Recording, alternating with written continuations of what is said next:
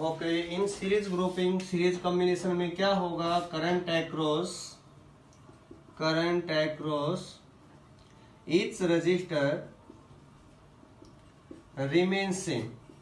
Current जो होगा इस रजिस्टर में वो सेम रहेगा, बट पोटेंशियल का जो डिफरेंस है that is directly proportional to resistance. जिसका रेजिस्टेंस ज्यादा है उसका पोटेंशियल डिफरेंस ज्यादा होगा, और टोटल जो कॉम्बिनेशन होगा पोटेंशियल का वो क्या रहेगा, सेम जो हम अप्लाई करेंगे, जो बैटरी वहां पर अप्लाई करेंगे जितने वोल्ट की होगी।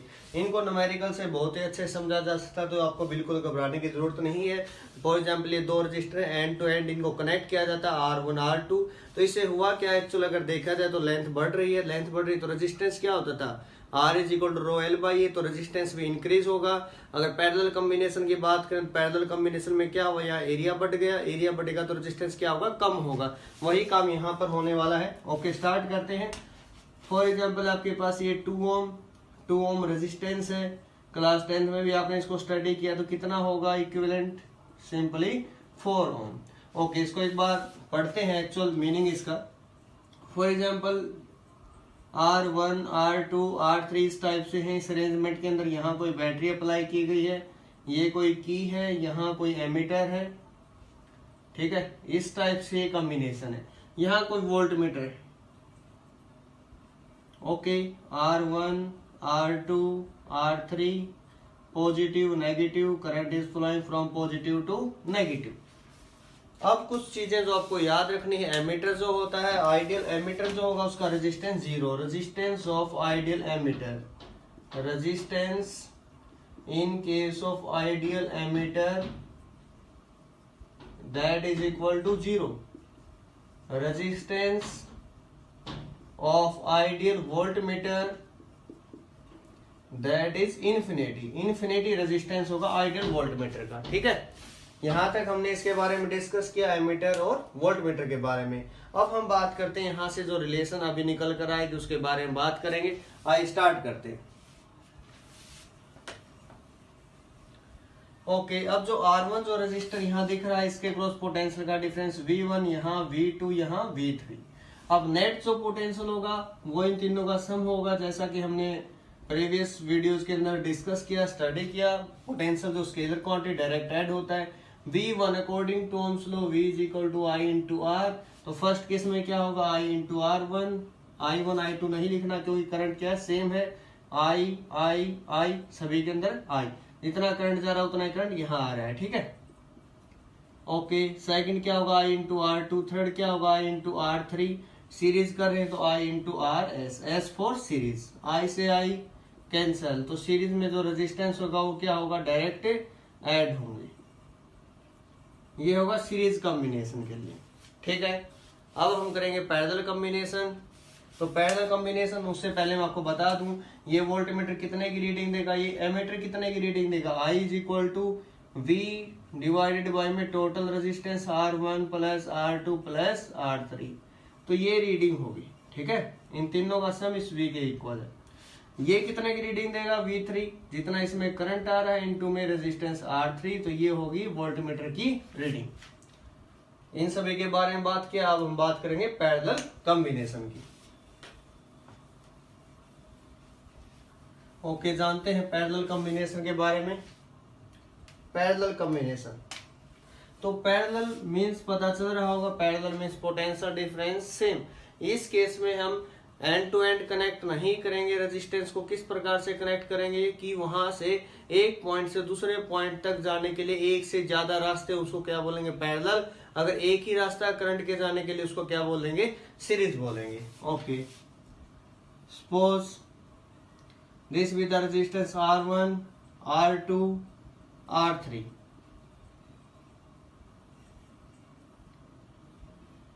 These are connected with a battery, say V volt, that is key। इस टाइप से अरेंजमेंट है। करंट यहाँ से जा रहा है I, जितना करंट जाएगा उतना ही करंट आएगा। इसका मतलब ये नहीं कि सर यहाँ से सेम वही करंट जा रहा है, क्या नहीं, सेम नहीं है, वो डिफरेंट है। ठीक है, ये कुछ कॉम्बिनेशन है, डिफरेंट करंट यहाँ से फ्लो करा, लेकिन एक चीज कॉमन है, यहाँ से यहाँ का जो पोटेंशियल का डिफरेंस है वो सेम है, जो ये है, दैट इज V वोल्ट। ठीक है, यहाँ से यहाँ V वोल्ट, यहाँ से यहाँ V वोल्ट पैरेलल है, पैरेलल में पोटेंशियल का डिफरेंस सेम रहेगा, आपको याद रखना है। ओके, इसके बारे में बात हो गई। अब हम बात करते हैं करंट जो है I, वो 3 पार्ट में डिवाइड हो गया। I1 R1 ने लिया, I2 R2 ने, और I3 R3 ने। ठीक है, I का formula according to Ohm's law V is equal to I into R, तो I is equal to V by R, parallel में करें तो P, V बाई में R1, V बाई में R2, V बाई में R3, V cancel, 1 by RP is equal to 1 by R1 plus 1 by R2 plus 1 by R3। तो ये होगा parallel combination के लिए जो हम लोगों ने स्टडी करना है। ओके, इसके बारे में बात हुई। अब एक जो इम्पोर्टेंट मैं मैसेज आपको दे रहा हूँ, कभी भी दो रेजिस्टेंस पैरेलल के अंदर हो तो इनका इक्विवेलेंट रेजिस्टेंस अगर वो सेम है तो हाफ होगा। फॉर एग्जांपल अगर मैं बोलूँ यहाँ पर ये 50 ओम है, ये 50 ओम है, तो यहाँ से मुझे इक्विवेलेंट रेजिस्टेंस बताएं इसका कितना होगा, ताकि टाइम आपका वेस्ट ना हो। तो डायरेक्ट 25 ओम। दो के लिए कभी भी दो पैरेलल में हो तो उसके लिए फॉर्मूला दोनों का प्रोडक्ट डिवाइडेड बाय दोनों का सम, याद रखना है, नंबर 1। नंबर 2, अगर 3 पैरेलल में तो उस केस में R1 R2 R3 तीनों का product, R1 R2 plus R2 R3 plus R1 R3। अगर आपको ये रॉन्ग लगे तो आप यहाँ से इसको सेटिस्फाई करके देख सकते हो। कोई भी 3 रजिस्टर लोगे, पैरेलल में अटैच करोगे तो यहाँ से सेम रिजल्ट आएगा जो अभी हमने किया है। तो ये रजिस्टेंस का केस था। आप इस क्वेश्चन के बारे में डिस्कस करते हैं, जो क्वेश्चन आपको यहाँ स्क्रीन पर दिखाई दे रहा है बोर्ड पर। ओके, इसके अंदर हम बात करेंगे। तो इसको करने से पहले मैं आपको एक बार बता दूं, वैसे तो सेकंड पार्ट में आएगा व्हीटस्टोन ब्रिज प्रिंसिपल। ये क्या कहता है, फॉर एग्जांपल इस टाइप से रजिस्टर हैं,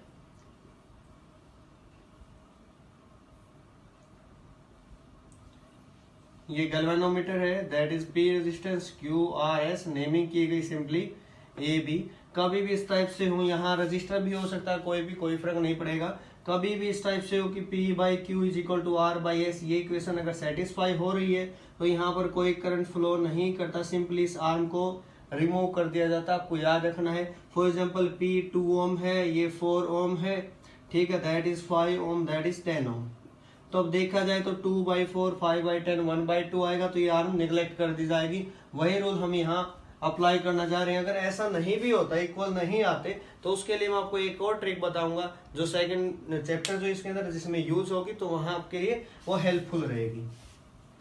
ओके, अब इसको स्टार्ट करते हैं। तो ध्यान से देखना, यहाँ पर 5 का पेयर बना रहे हैं, 1 2 3 4 5, 5 में एप्लीकेबल है। तो 5 यहाँ हो चुके, P by Q R by S 2/2 is equal to 2/2। तो सिंपली इस आर्म को क्या कर देना है, रिमूव कर देना है। ठीक है, कर दिया। P by Q R by S same, इसको भी हटा देना। देखो कितना इजी हो गया ये। ठीक है, अब क्या करना है, इसको मिला दो यहाँ से। ठीक, आर्म को उठा सकते हैं आप सिंपली, मैं आपको बना के दिखा रहा हूँ। ठीक है, ये 2 है, 2 डायरेक्ट सीधा कर दो, यहाँ से पकड़ के इसको स्ट्रेच कर दो ऐसे। तो ये क्या हो गया, 2 2 2 ओम 2 ओम।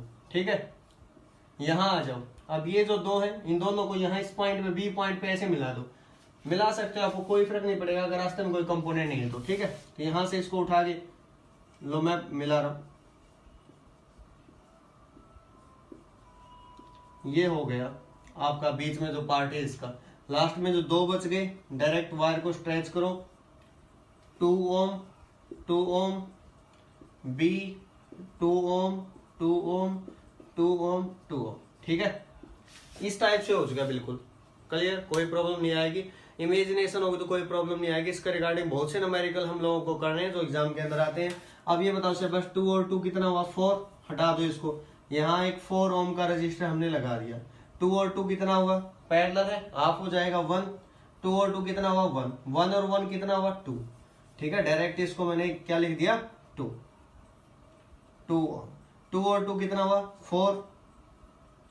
अब 3 रजिस्टर आ चुके हैं। ठीक है, पैरेलल में, तो डायरेक्ट फॉर्मूला क्या बता, तीनों का प्रोडक्ट 4 इंटू 2 इंटू 4, एक बार इन 2 का प्रोडक्ट, फिर इन 2 का प्रोडक्ट, और फिर इन 2 का प्रोडक्ट। कितना है रिजल्ट, एक बार देखना यहाँ से। इसको एक बार लिख लेते हैं ऐसे ही, 4 क्रॉस 2 डिवाइडेड बाय में 4 2 जा 8 प्लस 8 प्लस 16। ओके, ऊपर जो है 4 4 2, ये कितना हुआ 32, 2 पे कितने पे गया 16, 4 पे 4, 4 से 4 मीन्स 1 ओम आपके पास वो इक्विवेलेंट रेजिस्टेंस था। ठीक है, प्रॉब्लम बड़ी दिख रही थी लेकिन आंसर क्या है, इतना छोटा सा है। तो आपको याद रखना ये ट्रिक जो मैंने बताई है आपके लिए बहुत ज्यादा हेल्पफुल होने वाली है।